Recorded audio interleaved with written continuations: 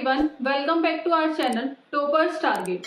इससे पहले वाली वीडियो में हमने साइंस में केमिस्ट्री टॉपिक्स के प्रीवियस ईयर क्वेश्चन डिस्कस करे थे।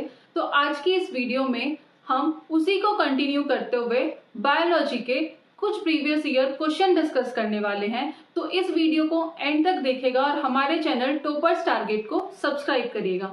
तो टाइम वेस्ट ना करते हुए सीरीज को स्टार्ट करते हैं। So let's start.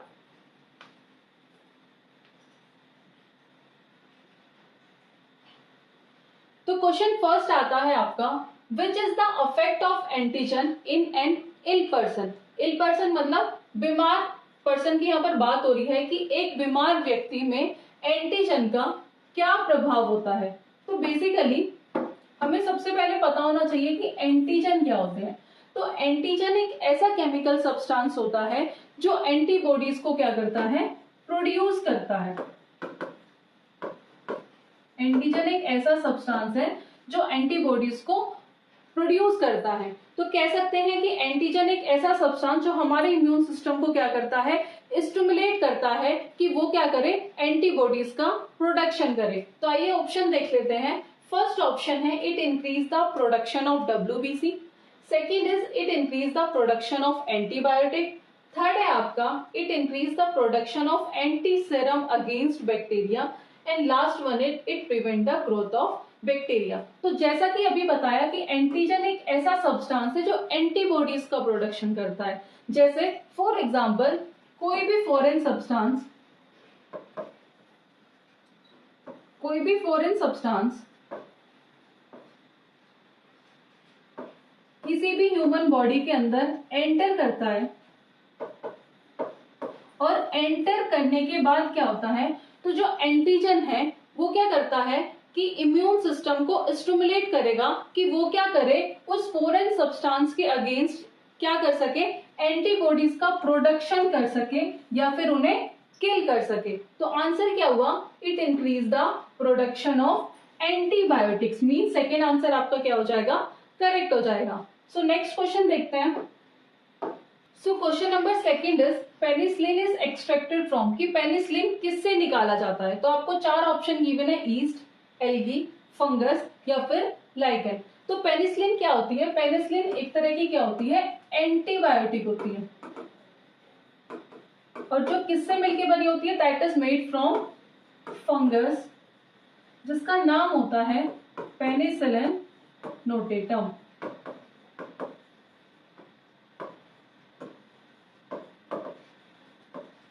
तो इसका आंसर क्या हो गया, सी, कि penicillin is extracted from fungus.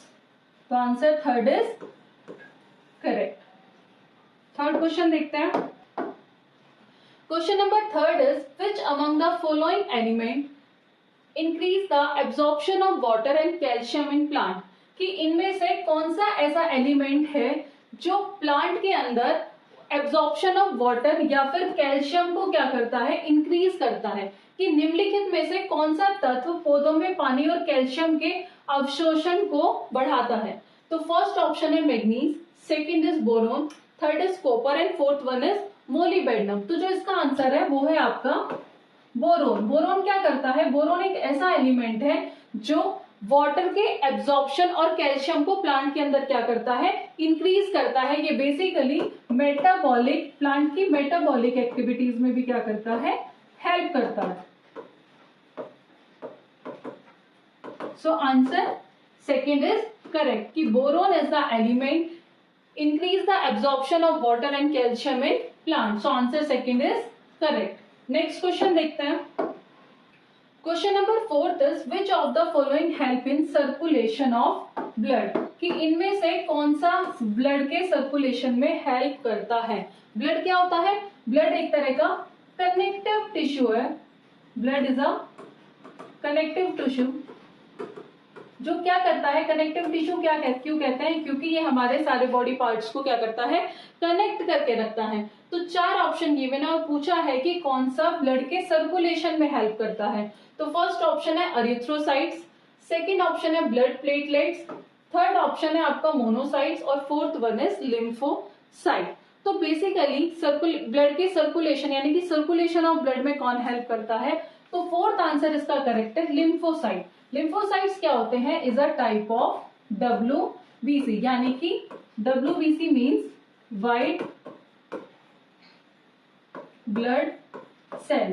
तो lymphocyte is a type of white blood cells, और इसका जो मेन फंक्शन होता है कि हमारी बॉडीज को इन्फेक्शन या फिर डिसीज से बचाना,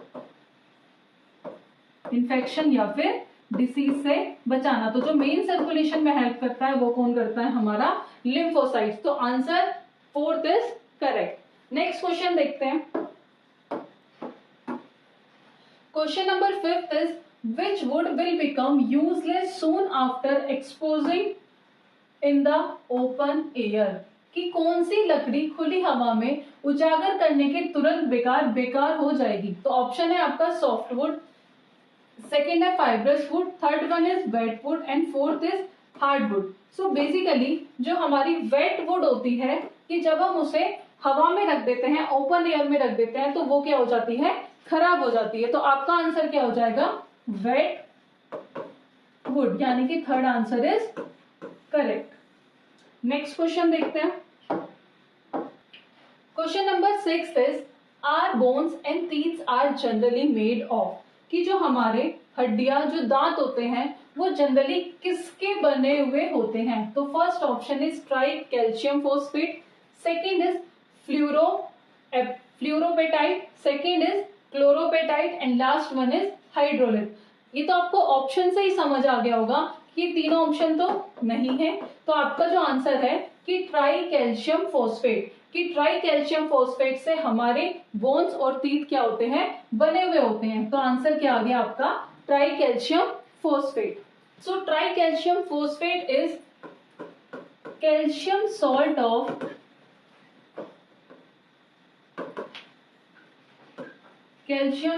ऑफ फोस्फोरिक एसिड। अगर फॉर्मूले की बात करें तो that is Ca3PO4 whole twice, and it is also known as tribasic calcium phosphate. So answer first is correct कि ट्राई कैल्शियम फोस्फेट जो है वो हमारी हड्डियां और दांत को बनाने में क्या होता है? यूज होता है। तो यानी कि first answer is correct. Next question देखते हैं। So question number 7 is which among the following is a large spectrum antibiotic? की चार ऑप्शन गिवन है और आपको बताना है कि सबसे बड़ी लार्ज स्पेक्ट्रम एंटीबायोटिक कौन सी है। तो फर्स्ट ऑप्शन है आपका पैरासिटामोल, सेकंड है आपका पेनिसिलिन, थर्ड है आपका ampicillin and fourth one is chloramphenicol. So answer is ampicillin. Ampicillin क्या है? आपकी लार्ज स्पेक्ट्रम एंटीबायोटिक, यानी कि आपका थर्ड ऑप्शन क्या हुआ? करेक्ट हुआ। नेक्स्ट क्वेश्चन देखते हैं। Question number 8 is which of the following diseases affect women's easily then that of main?